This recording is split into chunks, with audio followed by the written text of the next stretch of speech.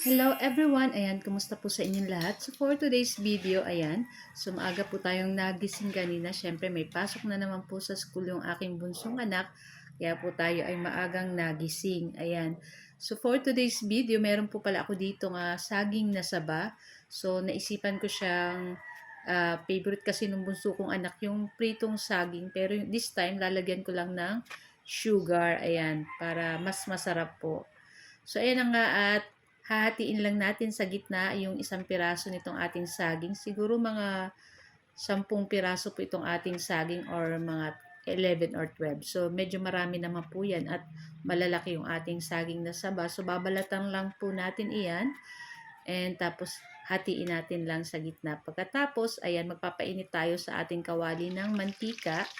At pag mainit na yung ating mantika, pwede na natin dyan ilagay yung ilang piraso ng ating saging na saba. Kaya medyo madami-dami po yun. Ayan, pangit po pag nagsiksikan kaya dapat may space pa rin para paghalo natin hindi tayo mahihirapan.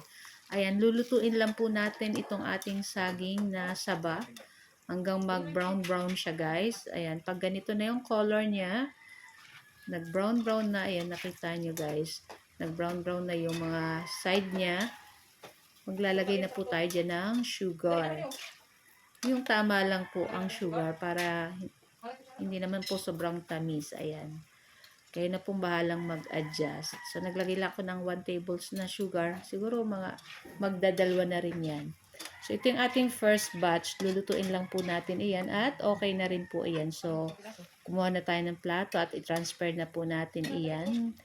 Tapos, syempre, isunod na rin natin dyan yung ating second batch na saging na saba. Ayan yung ating last. Ayan. So, ito yung ating breakfast. At magluluto rin po pala ako ng fried rice kasi may natira kaming adobo sa asin. So, yun yung isasama ko dun sa fried rice para mas masarap. Tapos, magluluto na rin ako ng sunny side up egg. So, ito, para meron silang saging. Ayan. So, okay na rin to guys. At nag-brown-brown na rin itong ating saging na saba. Ayan, pag ganito po ay pwede na rin natin yan lagyan ng sugar. Kaya po ba guys, ano po ang inyong breakfast? Ayan. So, meron din tayong papaya mamaya. So, nakabili ako ng hinog na papaya na sobrang tamis niya guys. Kaya, yun yung aming breakfast. So, ayan guys, kung makikita nyo ay luto na rin itong ating saging na saba. At syempre, naglagay rin tayo dyan ng sugar. Tapos yan, pwede na rin natin yan ahunin. At syempre, baka matutong yung sugar. Ayan. Tapos, kunin na natin yan dyan, guys. Napakabango nito at ang sarap. Yan, hahanguin lang natin iyan lahat. Tapos, okay na. Nakaluto na tayo ng isa. Ayan, meron na tayong saging na sabang pinirito na may sugar. So, sarap niyan lalo po kung mainit na mainit pa. Tapos, masarap din pag may kape yung ganito. So, ito pa lang guys, pwedeng-pwede na itong agahan.